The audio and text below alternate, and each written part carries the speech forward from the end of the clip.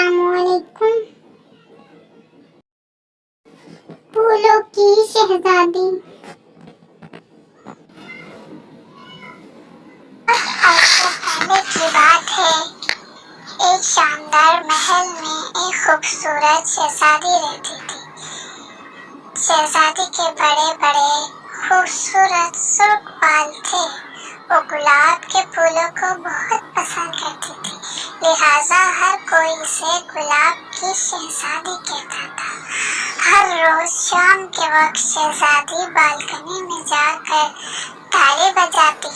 ताली की आवाज पर गाने वाली एक सुनहरी चिड़िया उड़कर इसके कंधों पर आकर बैठ जाती। जब चिड़िया, प्यारी सी चिड़िया, गाना शुरू करती तो शहजादी भी इसके साथ गाने लगती। इनकी खूबसूरत आवाज पर सुबह होने तक सुकून की नींद सोती रहती। ये सिलसिला यूं ही चलता रहा। एक दिन किसी चुड़ैल को शहजादी के खूबसूरत बालों के बारे में पता चल गया। न जाने क्या सोचकर इसने फैसला किया कि वो शहजादी के बालों को काला कर देगी। चुड़ैल ने अपनी जादुई छड़ी को इस्तेमाल करते हुए एक मंत्र पढ़ा। शहजादी के बाल सुख से काले हो गए। शहजादी के बाल सुख से काले हो गए। अगले रोज जब शहजादी रोज की तरह बालकनी में गई और चिड़िया के साथ खूबसूरत आवाज में गाना शुरू किया, मगर इस बार लोग जागते रहे। शहजादी को मालूम हुआ तो वो बहुत परेशान हुई। इसने चिड़िया से पूछा कि इसे क्या करना चाहिए। चिड़िया के बताई हुई तरकीब पर अमल करते हुए इसने गुलाब की पत्तियों को पानी में डाला और थोड़ी देर बाद इस पानी से अपने बाल धोए तो इसके बाल पहले की तरह सुर्ख और खूबसूरत हो गए। और रोज की तरह जब वो शहजादी चिड़िया के साथ गाना गाती तो रियाया मीठी नींद में सो जाती।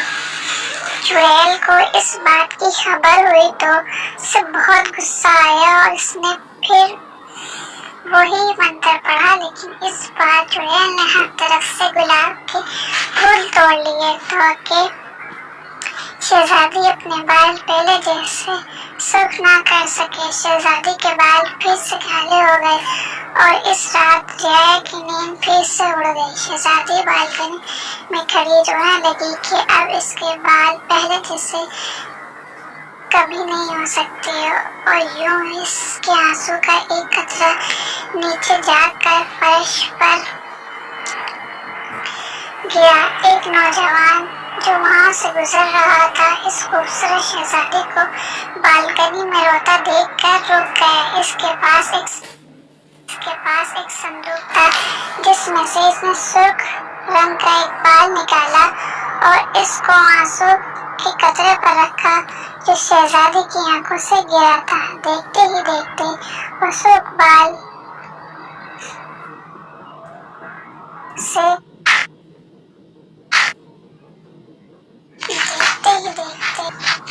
गुलाब के फूल में बदल गए। शहजादी ये देखकर बहुत हैरान हुई और उसने जल्दी से इस गुलाब के फूल को पानी में डालकर इससे अपने बाल धोए और यूं इस चुड़ैल का जादू ऐसा खत्म हो गया। शहजादी के बाल पहले की तरह सुर्ख हो गए और हर तरफ गुलाब के फूल खिल गए। बादशाह नौजवान से जब पूछा कि इसके पास ये बाल कहाँ से आया तो इसने बताया कि शहजादी से बचपन में इसकी बहुत दोस्ती थी।